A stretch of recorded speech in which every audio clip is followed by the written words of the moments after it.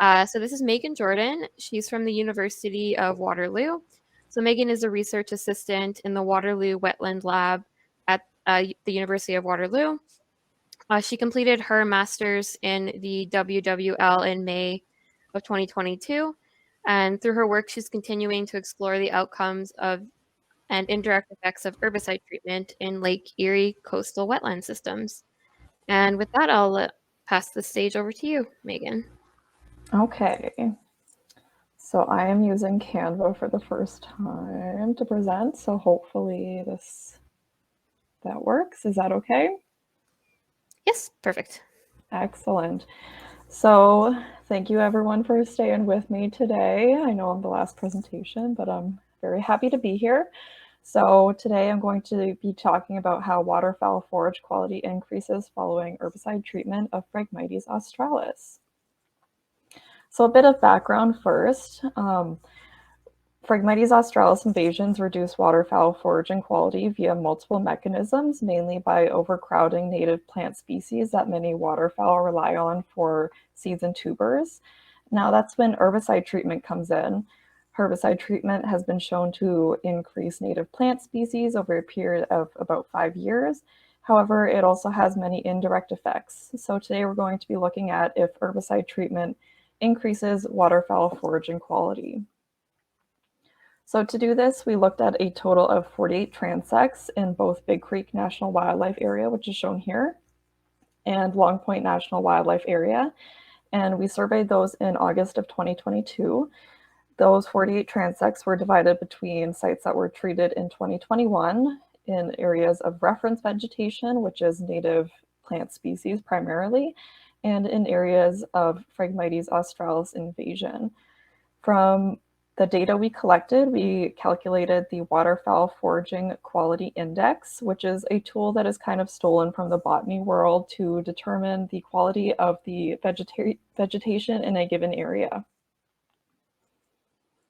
So here are some preliminary results. As you can see on the far left here, the frag sites were had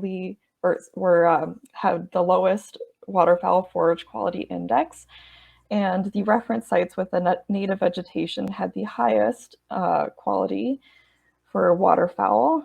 And as you can see here on the far right, the treated sites had similar waterfowl forage quality index values as the frag sites, and not as high.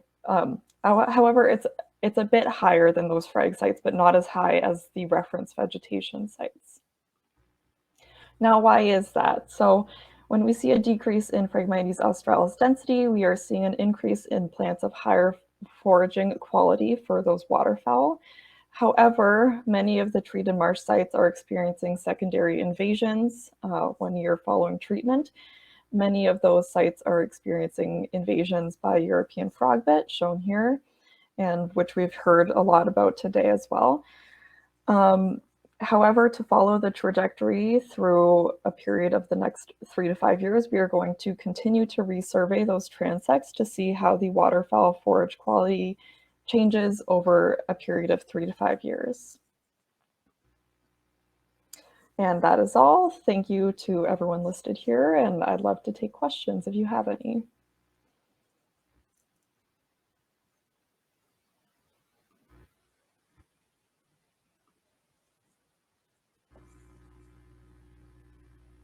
For that quick update about your project. It's really interesting, and we're really happy that you're able to be here to share your research with us. Thank you for having me. 1 second. Just one question for you here. Sorry if I missed this, but what herbicide did you use on Phragmites? So it's a glyphosate-based herbicide that was an emergency use registration as part of the grand Long Point Phragmites treatment project. This is just kind of an offshoot of that, so we're very lucky to be able to use some of those sites that were treated as part of that project. There is one more question for you in the chat. I will let you respond to that as we go forward with time, but thank you so much for your presentation. Awesome, thank you.